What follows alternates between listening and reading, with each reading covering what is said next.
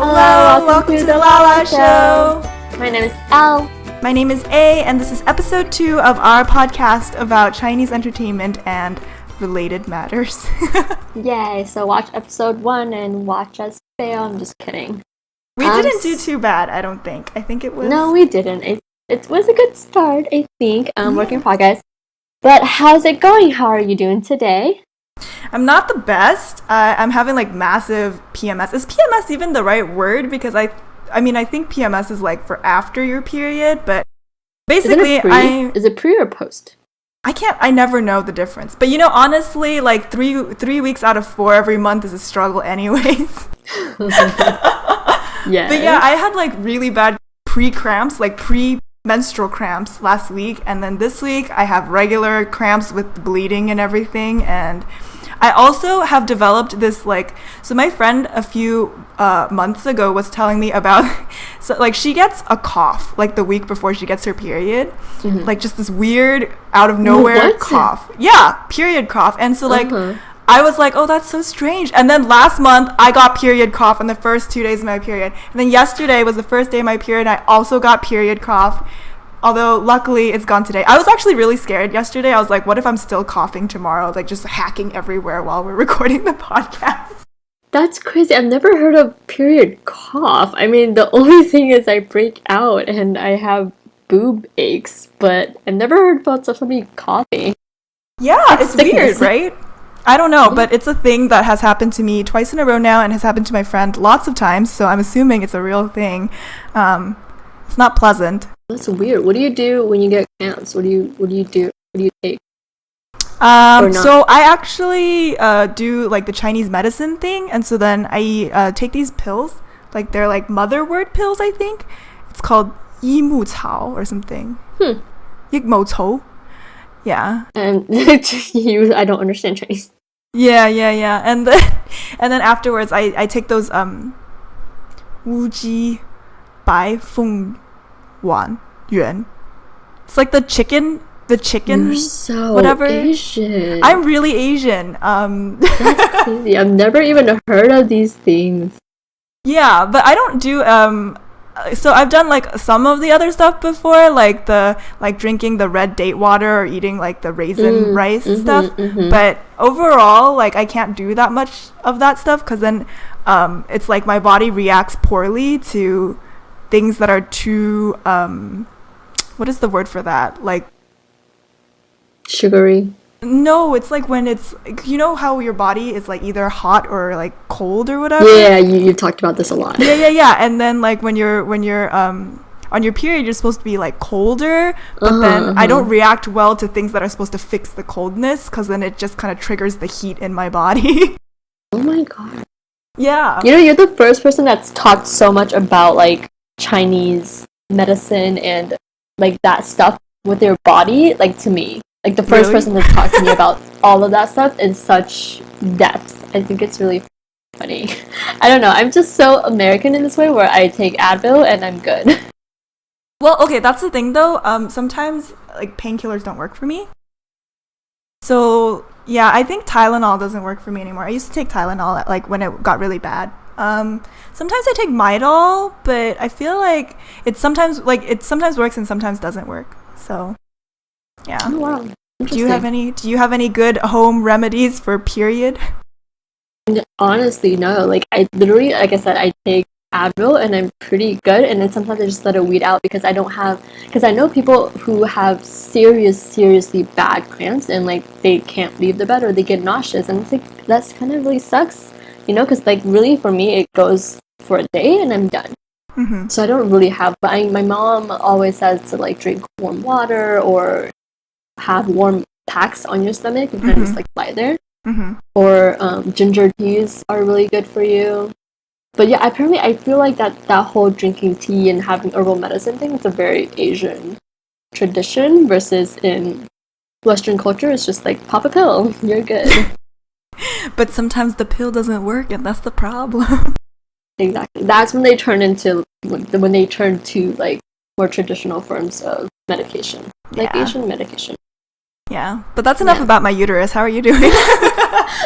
I'm good. I'm good. Just taking my day off and watching. I mean, okay, so I came across this thing on Tumblr today, or the other day, about a band called FFC-Acrush. And they're basically five, at first glance, they're five male, good-looking, young boys in a group. Hip, young, and fresh, then you young read their things. Bio. Huh? Hip, young, fresh, young things. Fresh, 小鲜肉, that's the word. Yeah, but then you look at the bio and it's like, apparently they're all girls. So their I guess, market is androgynous band, kind of non-binary. How would you call it in Chinese? It'd be like 中性, right? Yeah. So it's like 5 Li Yuchuns put together. That's interesting because, okay, well, I have 2 thoughts about this. First is that whole the androgynous concept was really more popular in like the early 2000s, right? Like when Li Yuchun came out, when like Li Yuchun and Zhou Bicang and those people came out from Supergirl, actually. But so I think it's interesting that there's apparently a resurgence in this. But the other thing was, I remember there was another group with this concept from Taiwan called Misster, Misster. Yeah. I don't know what happened to them. But they kind of died. They died 6 years ago, I think, last I heard. Oh, they had 2 songs or something out? I don't know. I never really got into them. I don't remember why, but I just remember not really liking their songs. Because I remember thinking, oh, that's a really cool concept, and I thought it was really like, I don't know, like, I don't know how I'm trying to describe this, but like it's a really interesting concept, and like I like the gender nonconformativity of it, and like the challenging social boundaries. I thought it was interesting if they could sing in a lower register, but for some reason I just never was able to get into them, and I guess now there's no real opportunity to. No, but now you have FFC-Acrush, and we'll kind of see how far they go as well. I don't know. I mean, I feel like China at the state it is right now, I don't know if they're gonna be like mainstream popular. You know what I mean? Like I see that they have a following, I see that they have a fan base, but I mean, no, that's not true. I mean, if they like Li Yuchun, I feel like they might like them, but I feel like it's gonna be a hard sell, because it's, if they go on shows and they go on, things like that, it's like, how did they go around the topic of their sexuality or who they are or what they represent, like they could be 中性女生, which is, there's a lot of that, but if you actually I watched some of the clips and some of their interviews or some of the way they act and stuff, they're very, they're very boyish, they're very, maybe they're lesbian, maybe they're bisexual, but how do you go around that, or how do you, show that in a way that it's accepting to the Chinese public? Yeah. You know what I mean? Because there's going to be so many things that they probably can't do or say in front of like live TV, or going on Happy Camp. How are they gonna say anything? Or it's such a sensitive topic. I feel like. Well, I think that probably Yuchun still has the same problem, right? Like, but I feel like she's so big enough that people are still seeing her as a superstar. But for them, as someone who's coming out and as like an idol pop group, it's a little bit harder. Yeah, they're not gonna go on Happy Camp. Well, one, because they have that big of a fan base yet. I mean, I'm wondering, like, so how is it that you saw them on Tumblr? Because I feel like in order for Chinese acts to like have people post about them on Tumblr, they have to have some sort of like a pretty solid following, or just that one fangirl, fanboy to do it. But like, I feel like it's like that because I haven't heard of them at all. But the thing is, Tumblr is that place where like really like any group, any fanboy, fangirl is gonna find some group and it's gonna build. Yeah. Tumblr is that place. Yeah. The place that is not is, Weibo and Sina and like the big newsworthy, right? Yeah, but I'm just wondering, like, what is the context? Like, was there an article about them, or was it like photos or their video? No, there was like a fan. It's like a fan thing. Just a fan. Like, I'm waiting for this fan to come out, or I can't wait for these people to come out. You know why? Because they've also had that marketing thing where they slowly began to give out like news about these people, like this. Oh, the K-pop teaser model debut, huh? Is it the K-pop teaser model? Yes. I mean, yeah, that's what it is. Because also the videos like show their dorm life and their practicing life, their you know, rehearsals and things like that. So it's basically K-pop trailer type deal. That's why they have a following. Are they good? I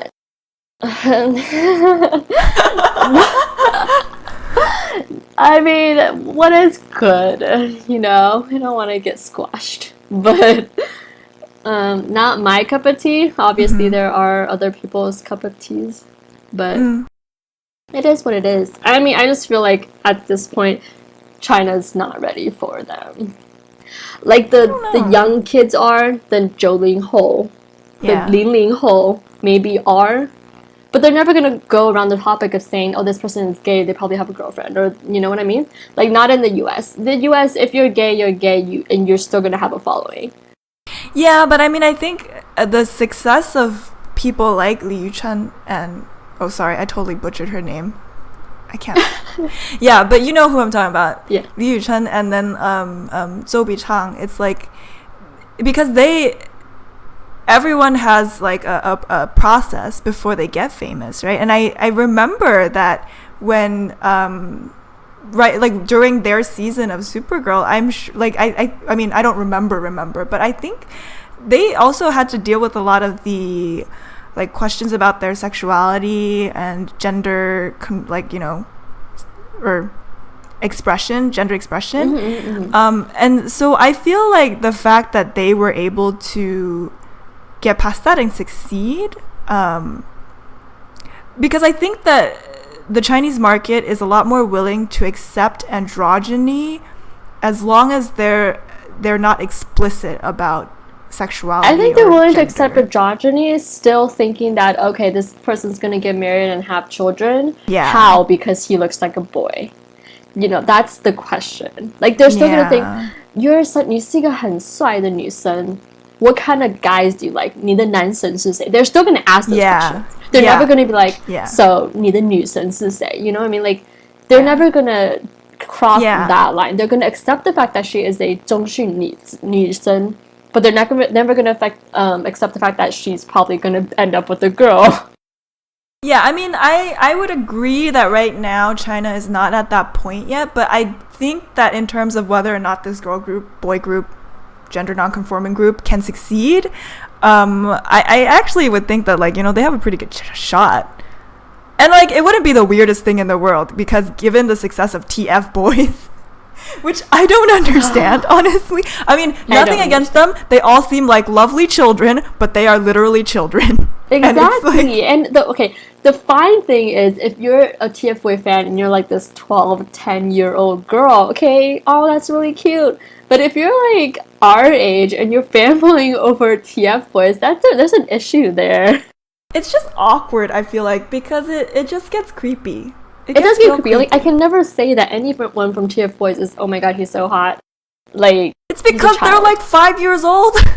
Oh, he's a child. Like, he's cute, but he's a child. There's nothing attractive there. Like, I like men. Yeah, and so, yeah, stranger things have happened is what I mean. Yeah, so I guess. I mean, we'll keep a lookout. We'll keep updated, but it's interesting. I just think it's interesting, and that, you know, we'll see how it works out, basically. Yeah. Well, on the subject of things that we saw on Tumblr, actually, I guess not really on that subject, but I was updating our Tumblr last week for our last episode, and I was putting in the links for 中国有嘻哈, and so I ended up watching some clips, and first I found out that 周艺轩 from Unique is there on that show. Yeah, I saw that too.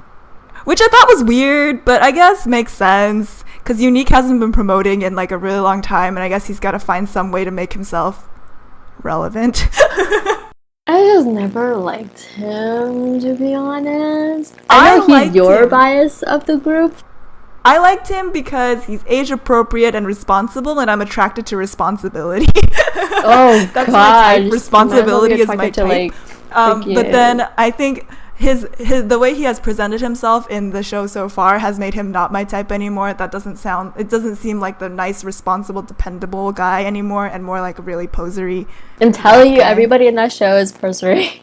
I think it's part of the culture of that show, and so it's kind of inevitable. But you know, it's really everybody that dresses there probably has a stylist that has like hip hop guidelines. Bandana here, add chain here. Yeah, but okay, the second discovery I made is that MC Jin is on that show. I know. Okay, so you told me that. I'm just like, who's MC Jin? I cannot believe you. Okay, you probably know who he is. All right, so I probably do.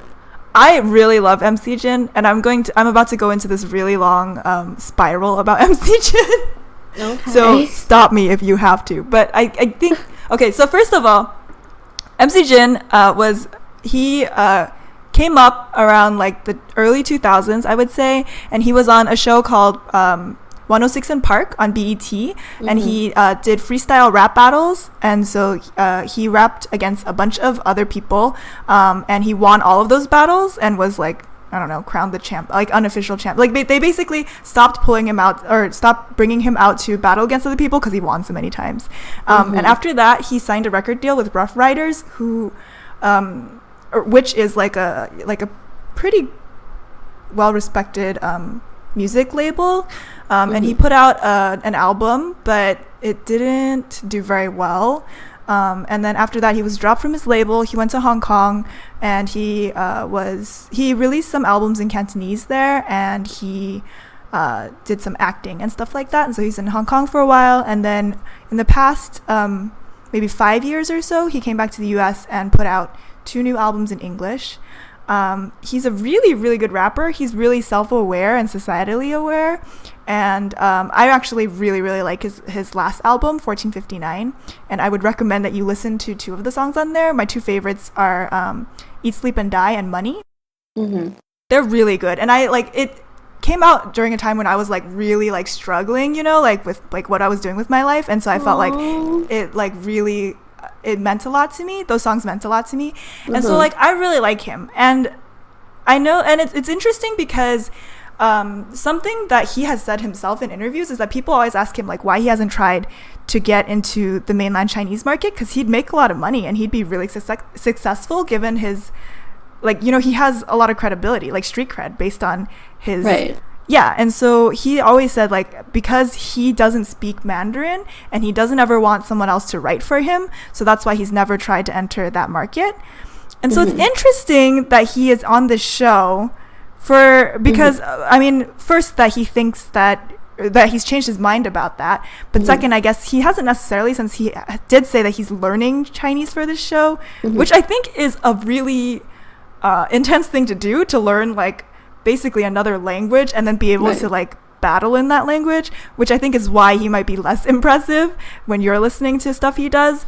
But yeah, he's on that show, and it's really weird because honestly, if you're talking about the judges who we talked about last week, he's like a real rapper compared to the rest of them, and he's like OG and has street cred. Like when he walked out like to do his solo stage or whatever, we found right before he was like, yeah, he probably his skills are better than all of us. He's sitting here, and I was like, there's no probably about it, sir. Don't kid yourself. What you told me was surprising because I did not know that whatsoever. And I was like, yeah, with all that street cred and all his background, he should be one of the judges instead of Wu Yifan. And the fact that he did his audition in front of Wu Yifan, which is super hilarious to me. After like you telling me that, and then I went back to look at it, I was like, oh my god, he's the guy wearing the mask. Yeah. So I was like, why is this guy wearing a mask? Who do you think you are? And then you told me that, I was like, oh, okay, I see. And then Wu Yifan is just like standing there, and then it's like, this is so awkward. Like you're not qualified to judge this guy at all. He's really but not. Like I said, okay, so going back to that audition episode though, I did remember that guy before him, or way before him. He auditioned with MC Hot Dog and that other guy. I don't remember his name. But that one contestant, he was also speaking in English. Like his entire rap sequence was in English, and he didn't know Chinese that well. And their main argument for not letting him in was that his Chinese was not well enough, even though his rap and rhythm and flow were good. So then I was like, okay, which makes sense because I get it. It's Chinese hip hop. They need to speak Chinese, and the whole idea is that you're kind of I guess telling your story, your Chinese story to the world instead of English. So then when it comes to this guy, and basically his rap was also 90% English, I was like, why would you pass this guy versus the other, right? So I'm guessing, of course, everybody knew it was him, so they not that they just let him go, but they let him go. Which I thought was, okay, fine. But I don't think it was that impressive, to be honest. Yeah, it's hard. So. I mean, for me, it's a lot harder for me to judge whether or not his rap is good because my Chinese isn't that good. Versus, like, when I listen to his English rap is pretty damn good. And he's also just really good at battling. And I think that's one of the things where... I mean, it's not just him, but in general, battle rappers have a lot harder of a time transitioning into kind of mainstream music because a lot of their genius comes from responding immediately versus writing things, I guess, and like, putting them out for people to listen to over and over again. But yeah, I would agree that like his rap in Mandarin is a lot weaker, but I think that, I don't know if you watched his battle round. Did you... Yes, I did. Yeah. Because I feel like in the battle round, you can see where even though he doesn't have the best grasp of like the pronunciation and language, he still thinks so fast and like reacts so quickly and puts that all in his rap. And I think also in terms of technique and stuff like that, he has the best technique because he's been doing it for like 20 years. So... I don't know. I guess true, but I mean, if you think about it, a lot of the other contestants did as well. I don't know. Huh? Oh, because I really only watched the parts with him in it because I didn't really care about the rest of it. Well, if you watch the whole thing, I'm just saying everybody kind of have a pretty good grasp of, their own language and their own style and, freestyling, thinking on top of their head. I feel like that's a must-have for you to make it to the freestyle battle round, right? Well, I did watch the solo stage episode. So I started watching from episode 3, basically. And a lot of those people cannot battle. Like, they just can't battle. Like, I watched those battles, and they were, like, a lot of them were really, really bad. Okay. And I'm like, no, I'm not trying to shade on them or anything because I can't think fast. And I'm the kind of person who someone insults me and I think of like a good comeback like a week later. Yes, yeah. But in terms of the caliber, I would say that like there's definitely some really talented contestants on there. But I mean, if you're saying in terms of sheer talent, I think that MC Jin is definitely up there with the best, like with the rest and the best of them. And I'm actually gonna be pretty damn upset if he doesn't win this competition. I don't know about winning though. Because okay, like again, it is essential that you have to speak Chinese. It is essential. That's true. Let's be honest, rapping in Chinese is, I don't know if it's a lot harder, but it's the language itself I feel like is hard. And it is hard. Yeah. But I would argue that rapping in Cantonese is even harder. Because Cantonese is a lot, like, there's a lot more tones, there's a lot more slang. And so I think if he can do that, like, really all he needs to do is, like, beef up his pronunciation and his vocabulary. And I think he's going to do fine. But, I mean, I can see where... you have to have the audience understand you. Yeah. And if we're speaking for a mainland Chinese rap show, if the 90% public can't understand you, you're not gonna get far. Yeah. Which which is the same for any other rapper out on that show who doesn't really enunciate well. Because there's a couple where I was listening to them and I did not understand any of the language or what they were singing because they were probably speaking too fast or they weren't enunciating. Yeah. Or there were some that actually spoke in dialect. Like a different dialect, which I think is actually pretty cool because it sounded like it just sounded kind of cool, even though I didn't really understand it. But see, sometimes part of the reason, sometimes part of it sounding cool is the fact that you don't know what they're saying. Kind of, but that, like I said, it's kind of also like if you're speaking in a dialect, it gives that sense of like home and like, you know what I mean? Yeah. Like 乡下. Yeah. Like community. I don't know. Yeah. I don't know. I think what I got out of this is I'm probably going to keep watching this show, and so, you know, expect weekly or maybe not so weekly updates about how I'm feeling. Okay. Mostly about MC Jin. About when he gets, we'll see how far he goes. I love him so much. I just want him to succeed. He's had so many trials in his life. I did not know you were you're like a low-key, I don't know, what does that called? Gangsta. Are you going to call me a low-key 脑残粉?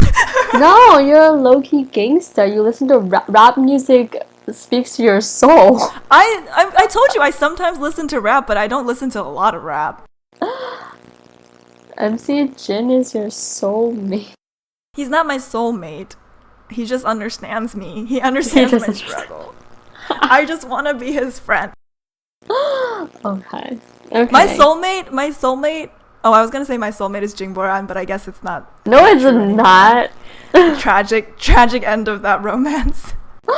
Yeah. Well, speaking of Jingboran, 花儿与少年 ended. Oh, what happened? Are you feeling sad? It was very unclimactic.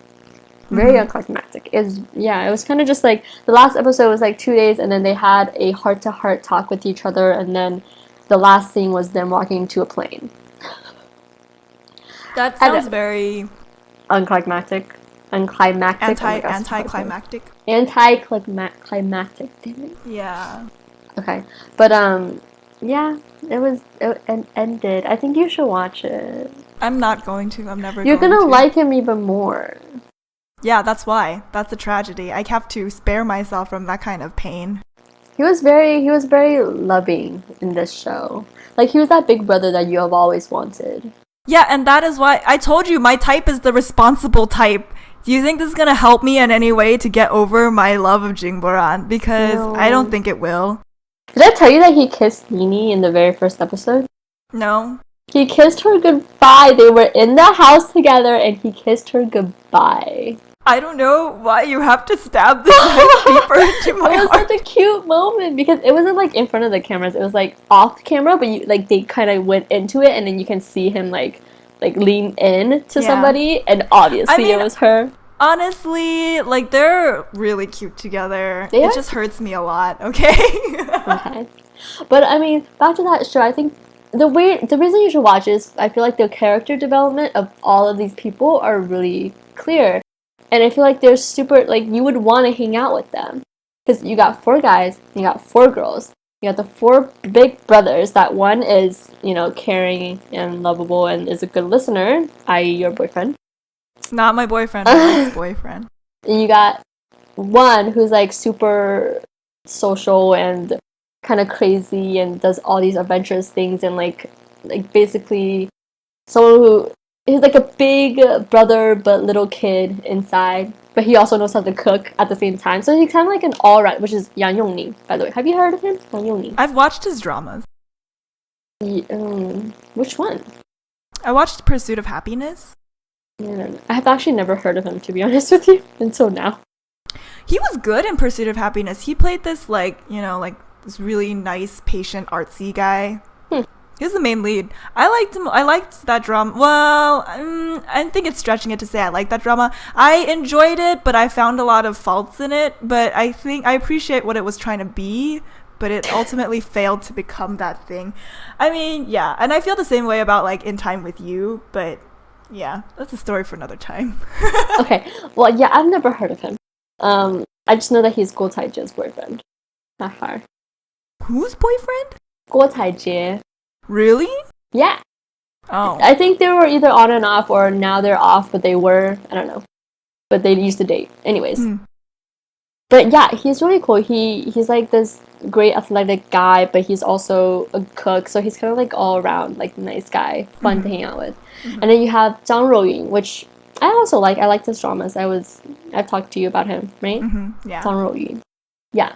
He's funny. He's kind of just there, but he's not, he hasn't done anything bad or anything like that. He's kind of just there. And then Chen Boling. You've heard of Chen Boling. I think it's really tragic that you just say that he's just kind of just there when you used to really like him. No, I like him, but his personality was kind of just there. Like, he wasn't like he was one of the, because they had 3 tour guides, and he was one of them at one point, and he did a really good job. Like, he was, again, like, what can I say? He's caring, he has good leadership, but he's just like, there's nothing that stood out like Yang Yongning did. Or Jim Boran was also kind of just there too, but I'm just saying, he, like, a lot of people liked him because he was that person that everybody talked to. Everybody had a hard time, they talked to Jim Boran. Everybody, like, anybody who had something to say, he was there to listen, which is kind of cool. And then Chen Boling was that one, because in this season, in the beginning they had 2 tour guides to be, right, like a competition. So they kind of chose who they wanted to be their tour guide, or who was gonna get, like, sent out on their own. Wait, what do you mean sent out on their own? Sent out on their, like, by themselves. Like, go, I think it was South Africa. Go to South Africa by yourself. Why? Nobody with you. Why? It's called being 流放, meaning you were left alone to die. Not to die, but, Why? That doesn't... I don't know, it's just scary. It's just a scary thing. And they were like, okay, well, I think Yimboran can't really survive on his own, so we're gonna send him Boling. Oh no, poor guy. Which is true. Like, if you saw what Chen Boling had to do and what he went through, I don't think Jimboran would have had it in him to do that. Like, it was so sad. But anyways, he was kind of like, the thing that resonates with me is that he's kind of like me, where he's kind of socially awkward, but at the same time he's that big brother. He's like that big brother, but the very stern and quiet and serious big brother. That's interesting, because I always imagined him to be more like the dorky type. I mean, he is dorky at times, but he's definitely not like that bubbly, like, get along with everybody type. And I can see that. He's kind of like not a loner, but he's kind of like more self-aware and more self-dependent. Versus, like, when you're dealing with, like, 4 really young, hyperactive girls, like, he's kind of like, I don't know what to say. Yeah. And then the 4 girls too. I mean, they also had really Na Zha, Gu Li Na Zha, do you know who she is? Isn't she dating Zhang Han? Yeah, whatever. But yes, she had a bad reputation for some reason. I think people thought that maybe she was, like, cold or, like, 大牌, or like not because she's really pretty. Like, she's really pretty, which everybody knows. I feel like her reputation was not as good because people thought maybe she was fake or a little bit, 大牌, something like that. And then she went on all these shows like 偶像来了, and then this, and then it kind of like changed people's perspective. Like, oh, she can be that dorky person, that fun, like, easygoing girl, even though she's, like, super pretty. And the ongoing joke in this show was that she was super pretty, and all the girls were like, am I prettier than her? Am I prettier? They do, like, these different things, and, like, 我有没有比那张美? 我是不是比那张美? Like, they would all say all these. And then it was, like, an ongoing joke. And then Jiang Suyi, I've never heard of her before, so you probably haven't either. No. But she's also an actress. I think she's probably, like, maybe a little lesser known actress. She's probably gotten, like, more secondary roles. But she's really nice. She's very, like, motherly, and, like, the joke about her is that she's the, like, what is called the person that takes care of money? The treasurer. But a better, I don't know. The treasurer, but she sucks at counting. So, like, every other day she'd count, like, every other minute she'd count money, but she'd always get different numbers, or she'd always get it wrong, or she'd always be confused. Like, I don't think we have money for this. We know that. And then at the end of the trip, she's like, we have so much money left over. I don't understand. Like, it's, yeah. Wait, so why is she in charge of the money if she can't count? Because I guess she's the eldest, and they just assumed.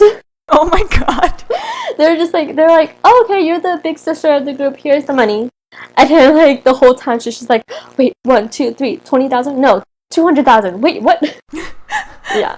I think then, after the first time that happened, maybe somebody should have said, "Oh, do you want us to take care of that?" But the thing is, the other three are probably just the same or worse.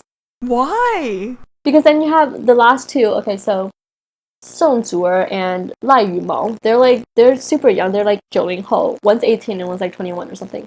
So they're like the two young sisters of the group. Like everybody just kind of takes care of them, and then like I don't know. Maybe it's just a Chinese thing, but like they're just super, just 很爱卖萌 and do a lot of cute things and like be like little children basically. Like I want to eat this. I want ice cream. Like that's kind of like their character. And then you have all these people who are in their late 20s and 30s trying to take care of them. But it's still really cute.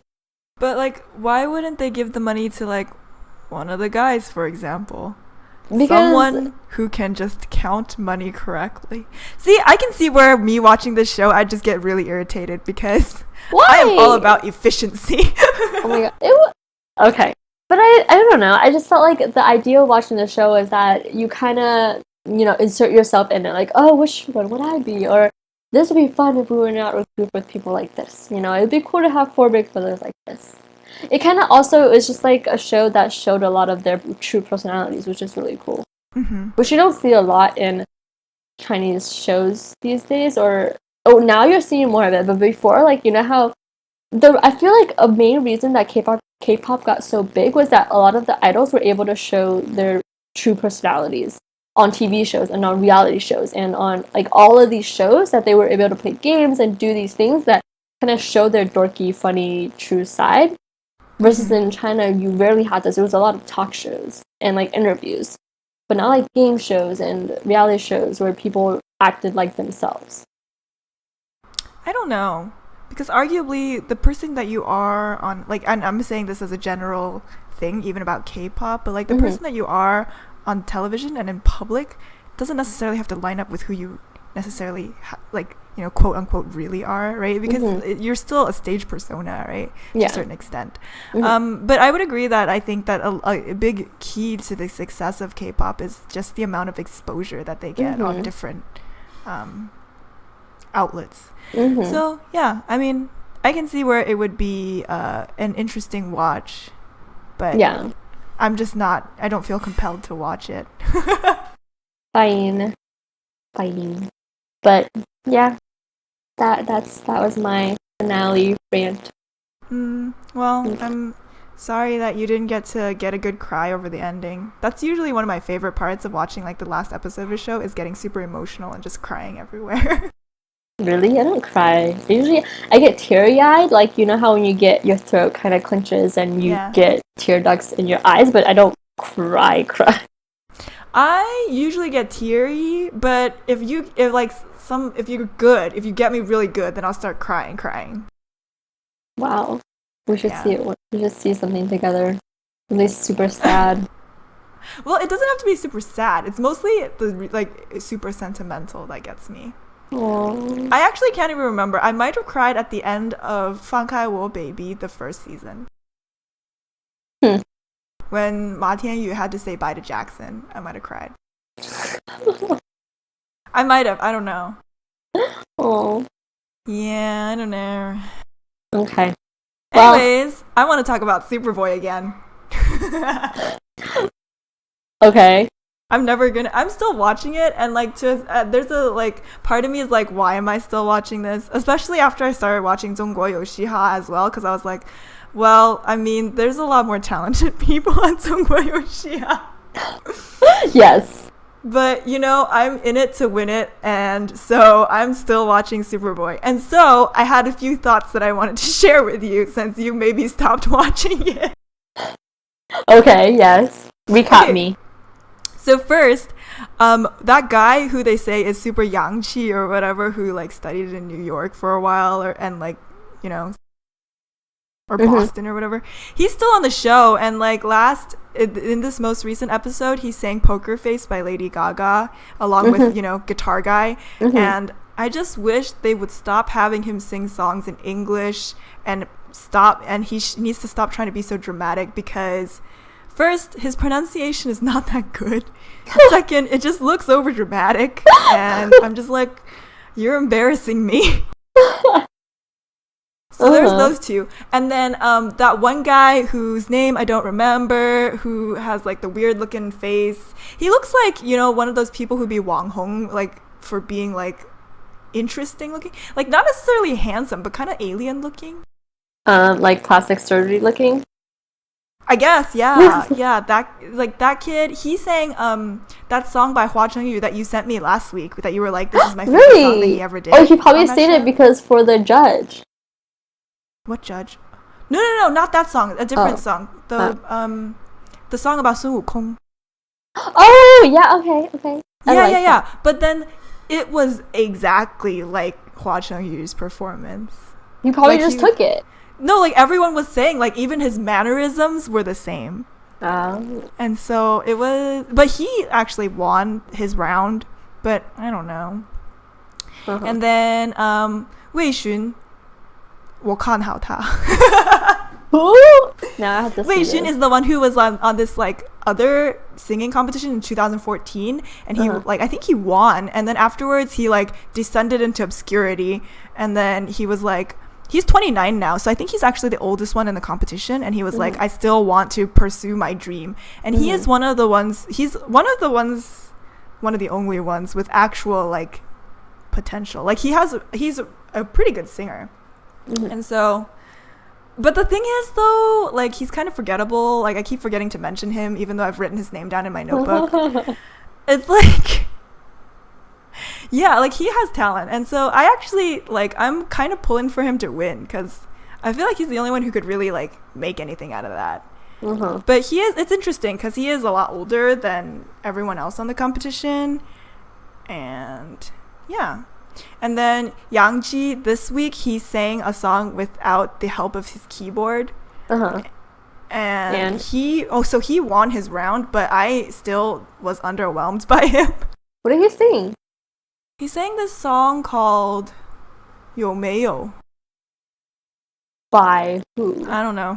Okay. But like, you know that thing, you know Yuchun? Yuchun? Yeah. You know how he sings like he's constipated? Yes. That's kind of how Yang Ji sings. But not in the good way. To a lesser extent. But like the parts where he's like emoting, the ends of his words sound like he's like trying to like push out a poop. like I always say that Yuchun, like he sounds like "What's away." Oh damn! Nice. Good impression. Like I gotta poop. I'm trying to push out this poop. You know, like that's what it sounds like. And so like when Yangji like is getting to like the emotional parts, it sounds like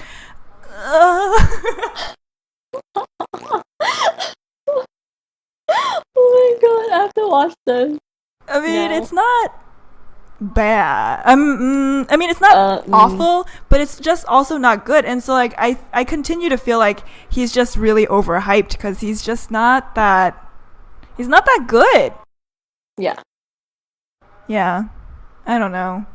And then there's the guy with like the really like the least handsome guy in the competition, and I really like him just because I feel like he's an underdog. But yeah, he's a really good leader, and he's actually really good friends with Yang Ji apparently. But yeah, I think he's not doing so well because he's like an okay singer, but he's not the best singer, but he's also just not super good looking. I call him international model guy because he said like his face, he has like really intense cheekbones, and so he was like, yeah, I might be ugly here, but I am international model standards. And I was like, that's so true, because like if you think about like Zhang Liang, for example. Oh my god. Right? And so I call him international model guy. Anyways, so that's my update on Superboy. I continue to be underwhelmed by Yang Ji, and I want Wei Xun to win. Cool. Keep us updated. See how they go. See how far they go. See how far Yang Ji goes. I think if he wins, I feel like you're gonna throw a fit. I'm not gonna throw a fit. I don't know that I care enough to throw a fit. But that's the sad part. Yeah, and like, but there's like even ever since like the first episode, there have been rumors that he's being set up to win. It's like Hey Moo or whatever. Probably. Isn't he also from some other competition too? Like, isn't he semi-famous too? So I googled him or I Baidu'd him because I wanted to know more about him. And he like won some competition when he was, I want to say like 15, 16. And then he went to Korea to train under YG. And then I don't know what happened there. Actually, I'm really interested to know what happened in between. But he went back to China, and then he was on that Heroes of Remix show with Wang Lihong. I think he was one of the DJs or something. Oh. Yeah, and then he was also on 我想和你唱. Who did he sing with? I don't know. I just read his Baidu article. General Baidu, yeah. Wow, he trained under YG. That makes me so disappointed. I just wonder, because it's like he trained under YG, so you would assume that he would have the skills. Well, no, not necessarily. I mean, that's the reason he's not at YG anymore, and there's a reason. I don't know, because I would YG think that they would producing bad stuff. They good. I stand by them. And all their products. I mean, I feel like, but the thing is, though, he had to have won that competition to get scouted in. Yeah, I mean, but like one competition out of the whole world.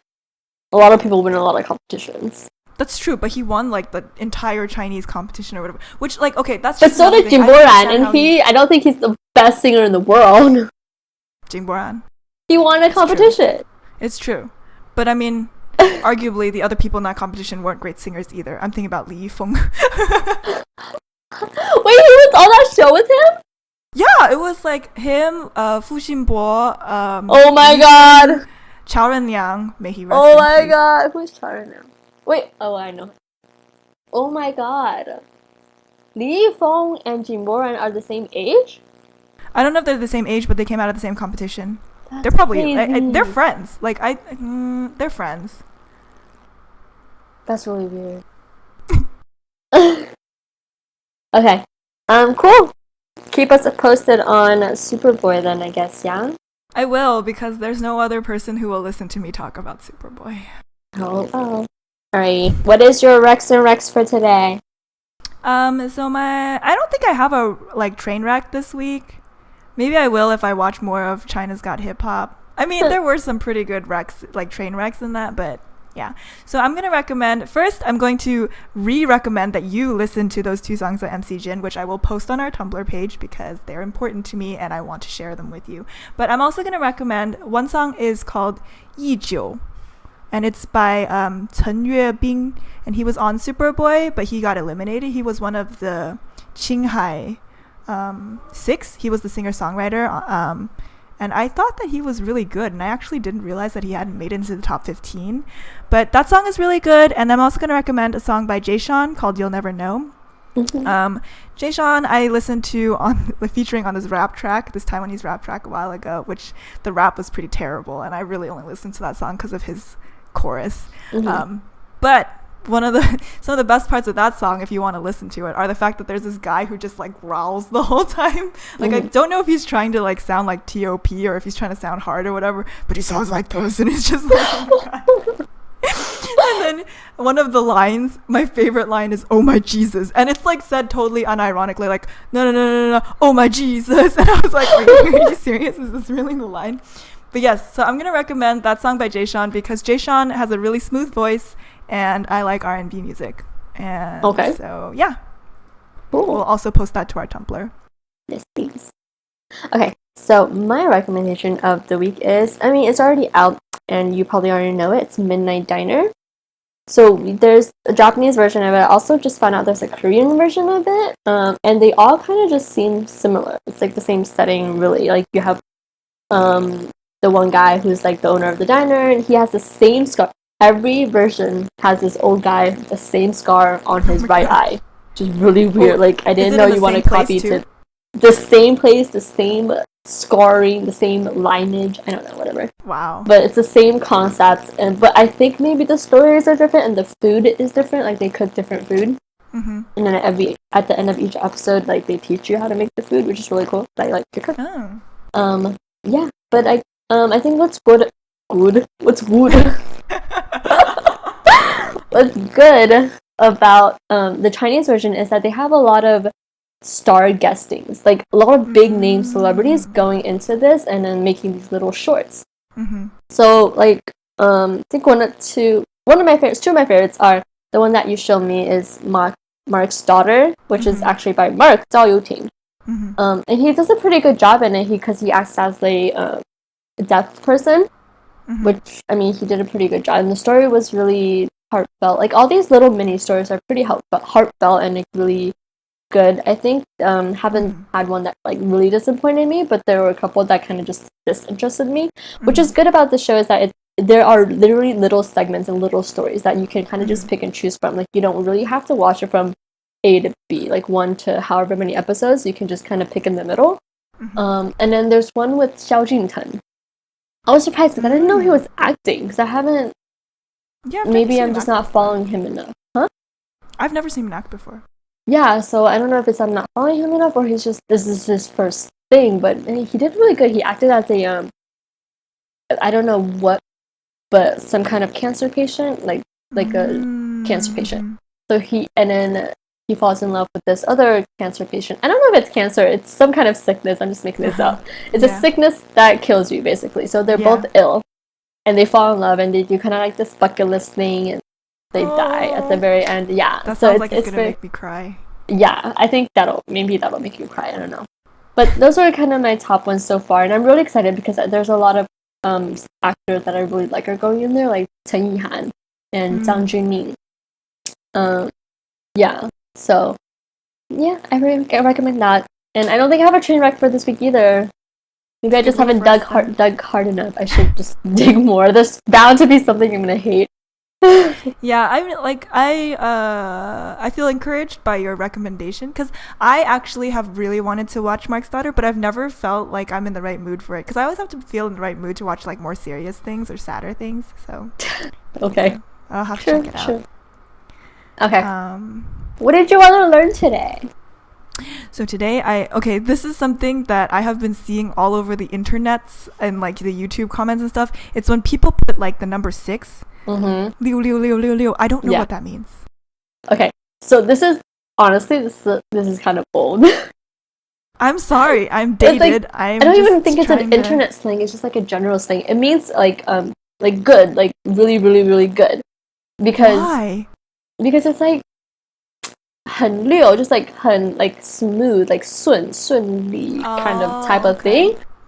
So it's like it's just like really good, like it's going smooth, it's it's liu I guess.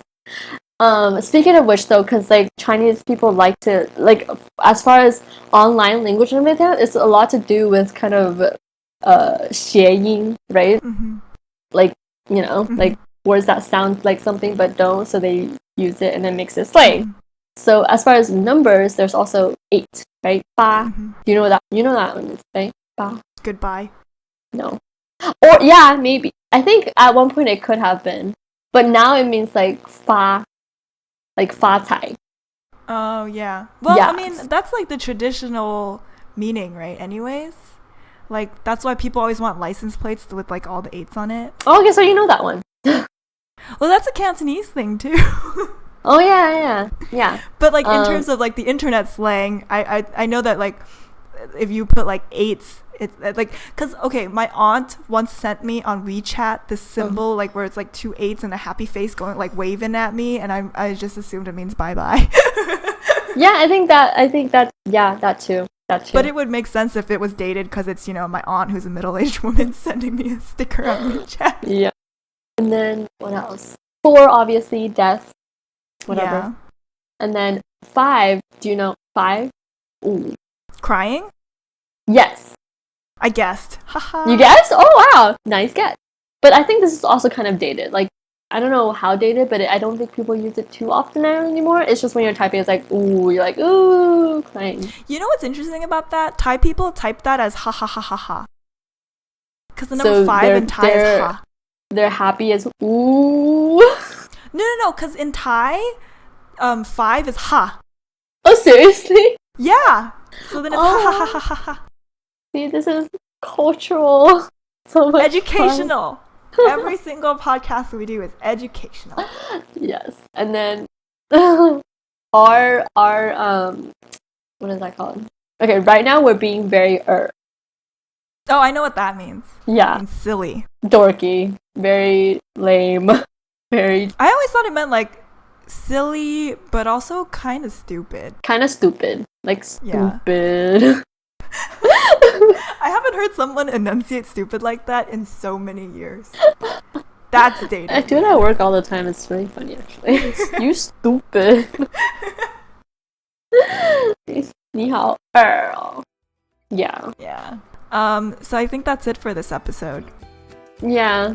Thanks for listening again this week. Please tune in next week for another new, exciting, and educational episode of The Lala Show.